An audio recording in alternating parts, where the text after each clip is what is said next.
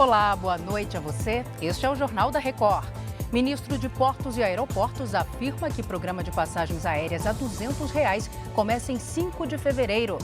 E os gols da noite. Palmeiras sofre, mas vence a Inter de Limeira na segunda rodada do Paulistão. O Jornal da Record já está no ar.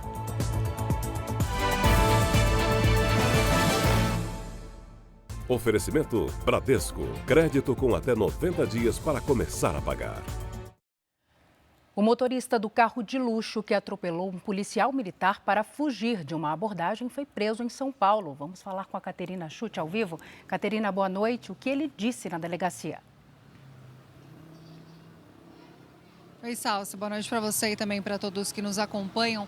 Olha, o motorista disse que iniciou a fuga por acreditar que seria sequestrado, já que recentemente passou por uma situação semelhante. Então, recapitulando rapidamente esse caso, antes do bloqueio policial, esse motorista já havia atropelado um motoqueiro por achar que estava sendo perseguido. A partir daí, uma outra moto que presenciou essa cena passou a segui-lo e também foi atropelada por ele.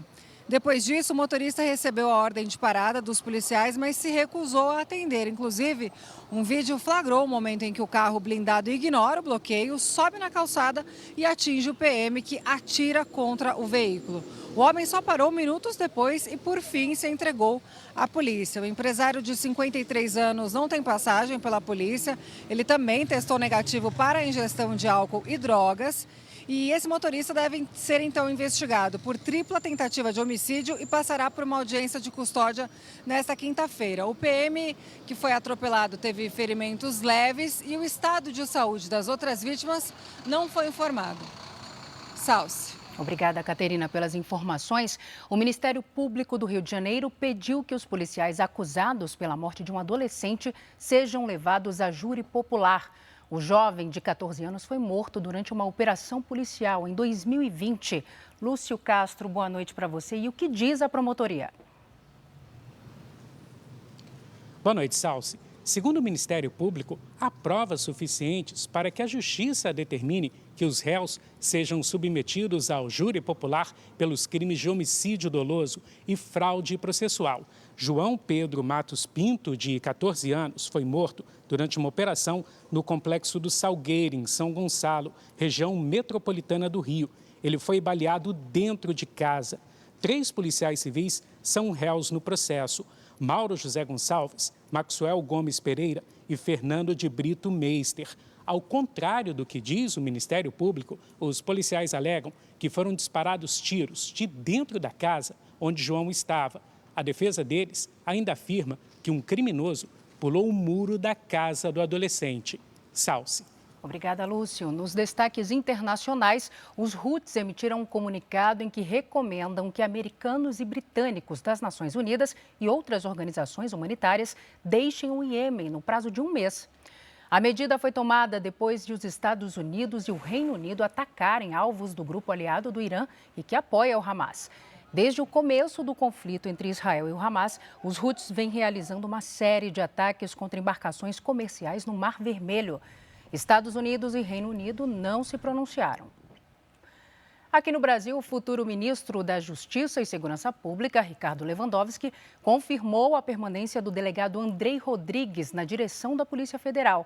Vamos falar agora com a Ariane Bittencourt em Brasília, ao vivo. Ariane, boa noite para você.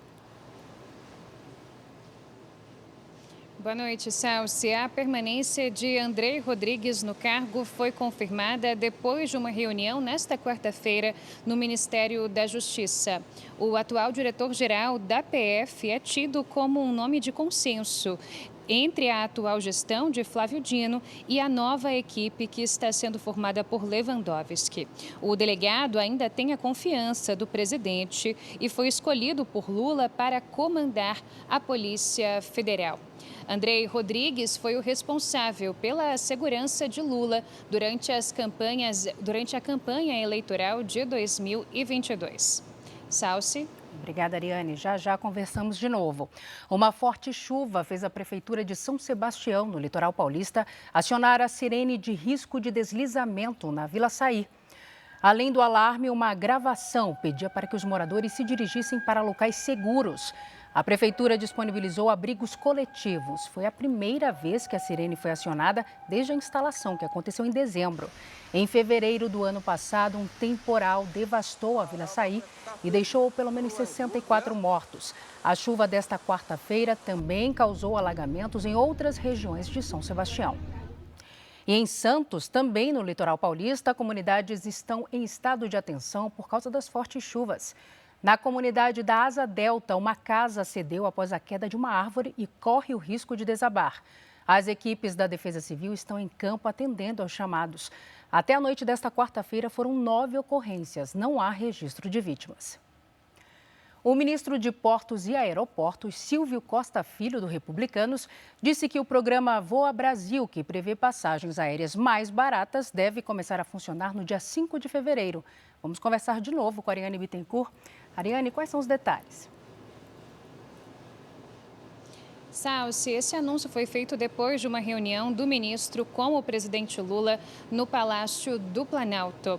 Anunciado no ano passado, o Voa Brasil deve oferecer passagens aéreas a R$ 200 para alguns grupos da sociedade, incluindo aposentados que recebam até 2 salários mínimos e estudantes inscritos no ProUni.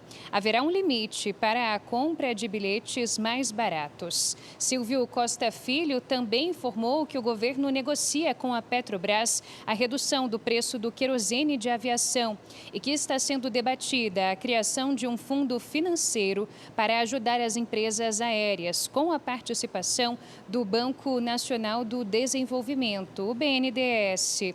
O valor do investimento deve ser de 4 a 6 bilhões de reais e a ideia é detalhar o projeto em até 10 dias. Vamos ouvir um trecho do que disse o ministro. Nós iremos apresentar ao país um fundo de financiamento da aviação brasileira para que as empresas aéreas possam buscar crédito, se capitalizar e, com isso, poder ampliar investimentos na aviação, que vai desde refinanciamento de dívidas, que vai de investimentos em manutenção, como também compra de novas aeronaves. E a gente espera avançar bem nesses próximos 10 dias para que, de fato, o setor possa ter previsibilidade e o governo brasileiro dar o seu apoio. Esse é um desejo e um compromisso do presidente Lula. Agora o futebol. No Paulistão, o Palmeiras sofreu, mas conseguiu a primeira vitória. O Jean Brandão acompanhou tudo. Olá, Salsi. 27 mil torcedores acompanharam a estreia do Palmeiras em casa no Campeonato Paulista. E o Verdão começou logo levando um susto. No início do jogo, a Inter de Limeira abriu o placar. Gol de Juninho. O empate veio depois da marcação deste pênalti. Rafael Veiga chutou no meio do gol. O Palmeiras virou neste chute despretensioso do mesmo Rafael Veiga. Gomes cometeu o pênalti. Juninho foi para a bola, fez mais um e empatou o jogo novamente. Abel Ferreira mexeu no time, colocou o Rony e aos 43 minutos do segundo tempo, o atacante fez o gol da vitória após nova falha da defesa da Inter. 3-2 no placar final. Rony faz o terceiro gol do Verdão. O Paulistão volta à tela da Record no domingo com o clássico Palmeiras e Santos a partir das 6 da tarde. Salsi. Obrigada, Jean. Nas outras partidas do Campeonato Paulista, Guarani e São Bernardo empataram em 0-0 e o Corinthians foi derrotado pelo Ituano. Depois de um jogo com boas oportunidades para os dois times, Léo Duarte, aos 42 minutos do segundo tempo, pegou bonito na bola e fez o único gol da partida. Final, Ituano 1-0. Foi a primeira derrota do Corinthians na temporada. No estádio do Canindé, Luan Cândido, do meio-campo, levantou a bola na área e Natan Mendes completou. Red Bull Bragantino 1, Portuguesa 0.